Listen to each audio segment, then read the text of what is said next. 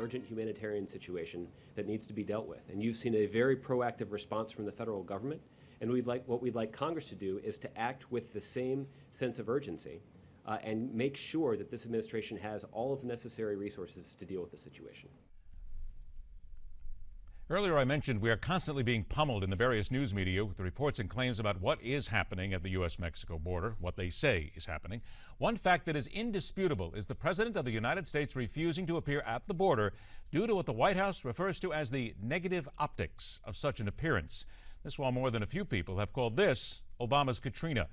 So let's dig in. Welcome to MidPoint, the representative for Georgia's 6th District and one of the harshest critics for the president's failure to bring both sides together in solid immigration reform. We welcome Congressman Tom Price to MidPoint. Congressman, thank you so much for being with us. Thank you. I appreciate the opportunity to be with you today. Congressman, how ashamed should the President of the United States be that it comes down to negative optics instead of making an appearance at the U.S.-Mexico border? Well, it's just phenomenal. I think the American people, when they listen to that line, as well as the comments that your program just played of the president speaking in Colorado, they just shake their head and they want to know where's the leadership. And the fact of the matter is that there is no leadership coming out of the White House on this and so many other matters. So most individuals in their personal lives, in their businesses, in their communities, when they have an emergency, they want to see firsthand what that emergency looks like so they can help solve that problem as rapidly as possible. And this president, instead of going to the border and seeing what the challenge is, seeing what tens of members of Congress have seen when they've gone down there, including Henry Cuellar, one of the Democratic leaders in this arena, the president instead decides he's just going to go campaign and raise money for the political races this fall. It's a huge lack of leadership. Congressman, answer the critics who would then, on the other side, say that it simply doesn't make any sense for the president to be there. And again, we get down to that optics issue that, quite frankly, no matter what the president does at this point, his critics will make fun of it, they will mock it, and they will hammer away at him no matter what he does at this point. Your answer to that would be? Well, it's just not true. I mean, the fact of the matter is all we're calling for is let's have a strategy. Let's have a plan, Mr. President. What's your plan instead of just throwing money at this problem? What's your plan to finally secure and control the border? What's your plan to make certain that this humanitarian crisis that we believe is a direct result of this administration's policy of saying that any child that comes here is able to stay? What's your plan for solving that crisis? That's what the American people want to know. That's what we want to know.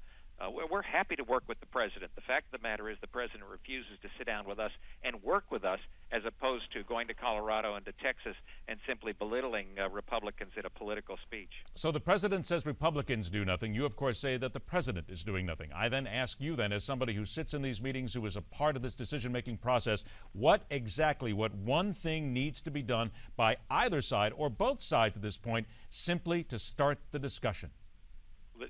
Look, the president has to engage in this process, and he refuses to do so. All he does is go out on the campaign trail and mock and criticize Republicans for not doing anything, but he refuses to sit down with Republicans and come to a positive solution. There are things that must be done, yes. First off, the president ought to enforce the current law and control and secure the border. There's nothing in current law that precludes this administration from enforcing and controlling and securing our southern border. Nothing. He says that he needs some more laws passed or some more resources to be able to do so. There's nothing that precludes him from doing that right now. He wants to act from an executive position. Well, let's act, Mr. President. Let's lead. That's what the American people want. What is, in your opinion, then, the short game and the end game of the president for not enforcing the law? Well, this is where you get into conjecture, and it's hard to ascribe motive to another individual, but I have come to the conclusion that the president is the biggest opponent to positive immigration reform. If he were a proponent of immigration reform, he would know that what needs to occur is to regain the trust and the confidence of not just Republicans in Congress, but the American people, that he is serious about controlling and securing the border. The fact that he has allowed this to happen, in fact, I believe in his words and actions through his administration, have encouraged this crisis to unfold on the southern border. The fact that that has occurred means to me that he believes that this inures to his political benefit. And it's reinforced again by the speech that he just gave in Colorado, and by, I'm sure, the speech that he'll give in Dallas, when he, in a hyper-partisan way, he will continue to divide this country, not bring folks together. How insulted are you as an elected official in this country that you hear the President of the United States at what is basically a fundraising event and then takes time to mock the Republicans, to basically use it as a platform to tell jokes, if you will, instead of trying to be that unifying force and bring the sides together? How insulted are you? Well, it demonstrates this AWOL president. He's absent without leadership. And am I insulted? Yes, but I'll tell you who's really insulted, and that's the American people. The American people understand that we've never seen a president who's been this divisive. This president's stock and trade is to divide one part of the country against another. What this country needs, and I believe will respond strongly to in a positive way, is positive leadership that says, let's come together and solve the remarkable challenges that we have. Sadly, we haven't seen that out of this administration. We beg the president to join us in conversation, in dialogue, in positive dialogue, not ridicule, not mocking, not hyper-partisan words that come out of the president's mouth day after day after day, but positive dialogue that will actually get us to a solution for these remarkable challenges that we face. Is it your opinion that your fellow members, your fellow Republicans, are doing absolutely everything they can at this point in a sane and rational way in order to provide that sort of positive leadership that you say we need to see? I believe so. I mean, there's more that both sides can do, but I'll tell you, as my mom used to say, it takes two to tango. You can't dance by yourself. This requires the president to participate in this process and lead. And he has been an absolute failure in terms of leadership in this country. And consequently, that's why we see the challenge that we have on the southern border, the challenge that we have in the IRS, the challenge that we have at the VA, the challenge that we've had in Benghazi, the challenge that we had with his trading Bergdahl for the Taliban 5. All of these things are an abject failure of leadership and a direct consequence of his administration's policies. Congressman, I'll ask you please stay with us for just a couple of minutes. I want to welcome in the Deputy Press Secretary for the Republican National Committee. Raffi Williams joins us as well. Raffi, thank you for being with us. Thanks for having me, Ed. Raffi, let me get your immediate reaction right away, because we've now heard the congressman discuss it, the president in Denver basically taking turns making jokes about what is happening now instead of trying to actually get something done.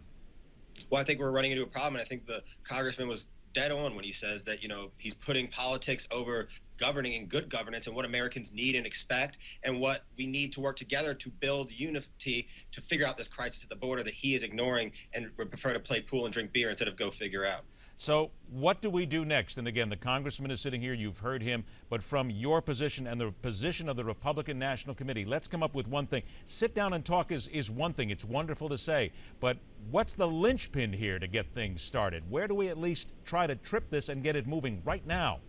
Well, I think you have to look at border security first. You have to secure the border to make sure this crisis does not continue. And you need to figure out how you solve the crisis of having all these children here, and what do you do with them, and where do you put them, and how does government handle that? And I think that you need to have positive conversations, as the congressman was saying. And I think that doesn't start until Obama stops making fun of Republicans and stops pretending like he's doing something that he isn't.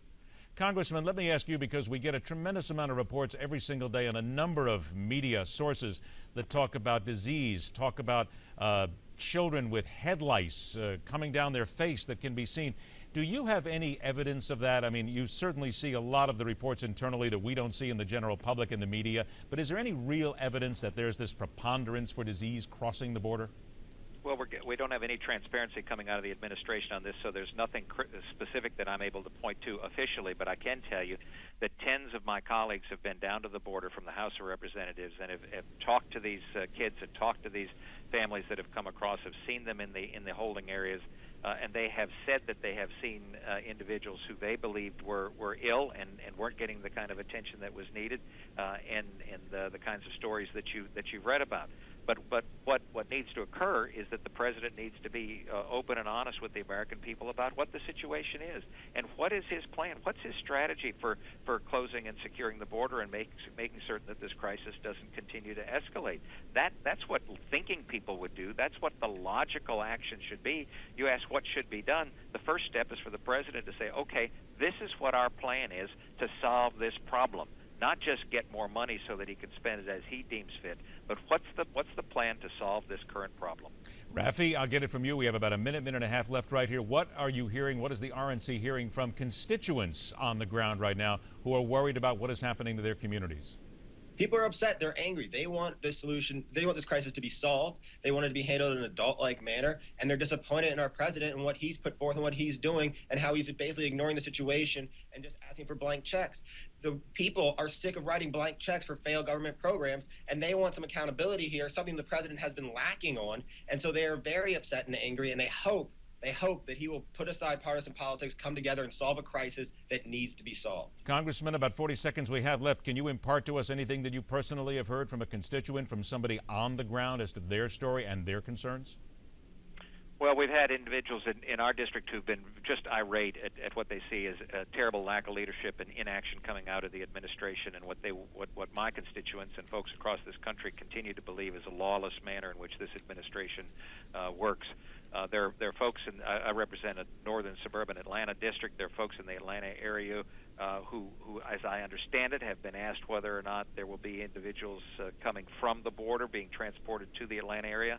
I don't have any firsthand knowledge of that, but I know that that's apparently the plan of this administration is to ship these young children across the country and then have them wait until they potentially have some type of hearing. But that's not a solution to the crisis. That's not a solution to the challenge. And that's what we demand that the president do, is work positively with us, positively, to solve this crisis and challenge that we have. The first step on the part of the president ought to be to go to the border and see what's happening with his own eyes. An important story we will continue to follow. Congressman Price, Raffi Williams, we're all out of time. Gentlemen, thank you very much for your time. Thank you so much. It is something indeed that we will continue to follow, and we should, because here on MidPoint, we question everything.